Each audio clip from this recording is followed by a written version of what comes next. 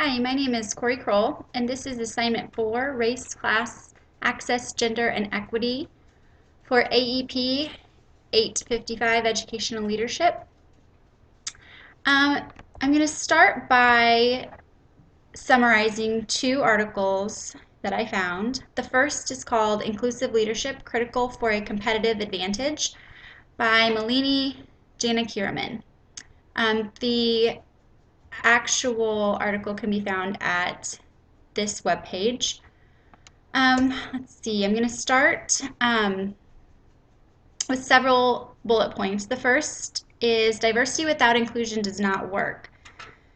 The author says that diverse workplaces are now very common, but having a diverse workplace is not enough for success. Successful organizations have learned how to leverage diversity to create a unified, inclusive global culture.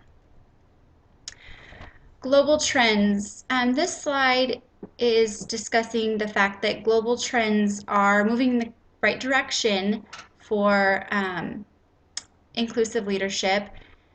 The workforce is advanced, industrialized economies are maturing, the percentage of immigrants and minorities in the workforce and customer base of industrialized countries will increase. The proportion of women in the workforce is increasing. They're increasing recognition and acceptance of gay and lesbian lifestyles. People with disabilities are increasingly represented in the workforce. There are increasing cross-border, cross-boundary influences and dependencies, and several generations with different needs and learning styles are represented in the workforce. So this is good news. Things are moving in the right direction. Understanding diversity and inclusion, I have a couple definitions here from the article. Diversity in the global context can be defined as visible and invisible differences, thinking styles, leadership styles, religious backgrounds, sexual orientation, age, experience, culture, etc. Inclusiveness is the quality of the organizational environment that maximizes and leverages the diverse talents, backgrounds, and perspectives of all employees. On this slide, we have a chart that's representing how diversity and inclusion work together. In the bottom corner, you can see that when diversity is at the low range and inclusion is also at the low range, competitive advantage is average, collaboration is average, morale is average, engagement is average, and retention is average. In that opposite upper corner, you can see that when diversity is high and inclusion is high, each of those categories shows in high range. So they definitely work together. The role of the leader is crucial in driving performance in a globally diverse and inclusive environment. Workplaces with teams of workers with no emphasis on diversity platform at average levels of achievement. Global and culturally diverse teams experience heightened risks and opportunities, but high team performance occurs if the team leader drives performance through inclusiveness. The journey of cultural agility. This is another chart that kind of represents how each of these categories works together. An open attitude is a prerequisite for engaging in continuous learning process of developing cross-cultural effectiveness. Self-awareness facilitates other awarenesses. To become useful, self and other awarenesses must be grounded in cross-cultural knowledge. Cultural knowledge, in turn, must be translated into cross-cultural skills to achieve cross-cultural effectiveness. Developing cultural agility starts with an open attitude which leads to self-awareness, other awarenesses, knowledge, and skills to apply this knowledge. So there are four skills that are fundamental to attaining cultural agility: cultural due diligence, style switching, cultural dialogue, and cultural mentoring. Practical suggestions to get you started on your journey to cultural agility. This author listed several suggestions to how a business or a group of people can get started in their inclusive leadership journey. Check assumptions and biases. Ask yourself, are your assumptions based on fact? Assume positive intent. Participate in meetings and discussions with a positive attitude to build an inclusive environment. Slow down your responses. Think and listen before you talk. Develop listening skills.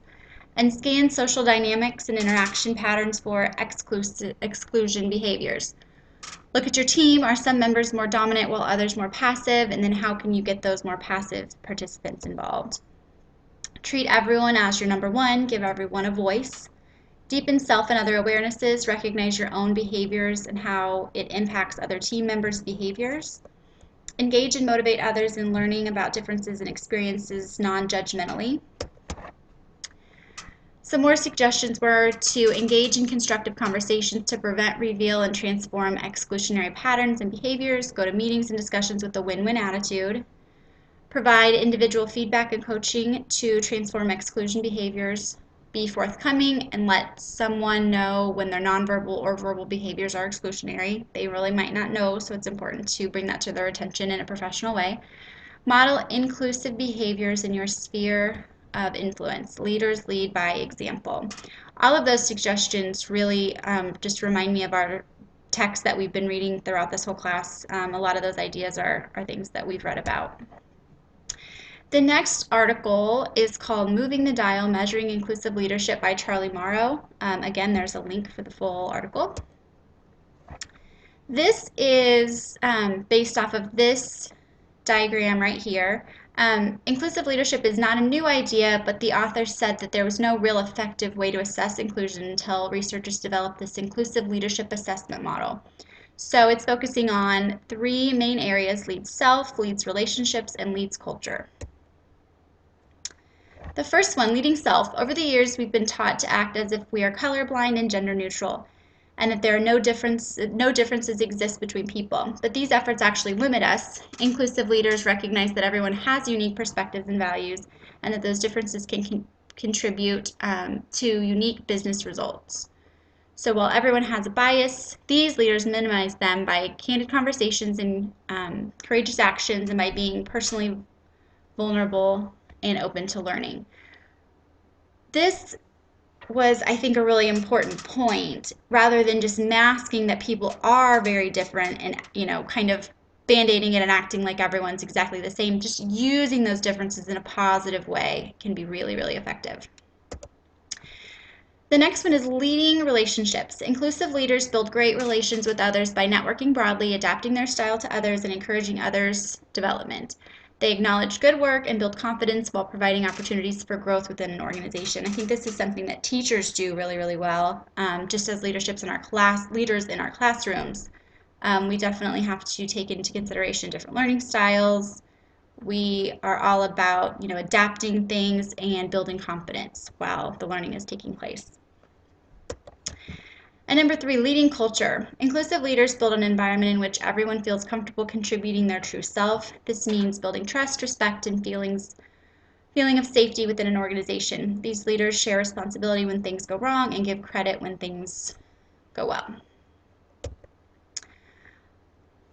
The next part of the assignment was to discuss how inclusive leadership fits into my world as an elementary school teacher. So I'm going to be focusing on both building and district level leaders. But first, the definition of inclusive leadership is the practice of leadership that carefully includes the contributions of all stakeholders in the community or organization.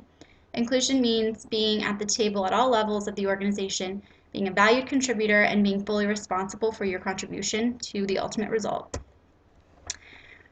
So for schools, to me, bringing inclusive leadership into schools, some ideas would be administrators and teachers need to have an open attitude. Self-awareness. We need to take stock of diversity in place at building and district level and to make a plan to grow this diversity level. I work in a small school district in rural Kansas, and we, to be honest, do not have very much diversity. I think this is working against us in a lot of ways. I would say especially at the administration level, very, very little diversity. So that's definitely something that I'd like to see change. Committees and teams of decision makers should reflect that diversity. So site councils, PTO, PTA, school boards, all of those areas should work on a more diverse group of leaders, not just teachers and administrators, but those other support groups as well. Should look past race, gender, class, and age Parents, teachers, and administrators need to all work together. Encourage everyone to use their strengths, and school leaders should recognize those strengths, and delegate tasks with them in mind. Some challenges of being an inclusive leader: it can be hard to break through traditional leadership and to get the ball rolling in the way of inclusive leadership. The change needs to come from the top, and that can be hard. Leaders should lead by example. Diversity can be subjective. What I may feel like is a diverse group of people might not be very diverse, to the next person, so that can be subjective. And some people will naturally resist the change from traditional leadership, so it definitely may take time depending on circumstances. So thank you very much for watching this presentation.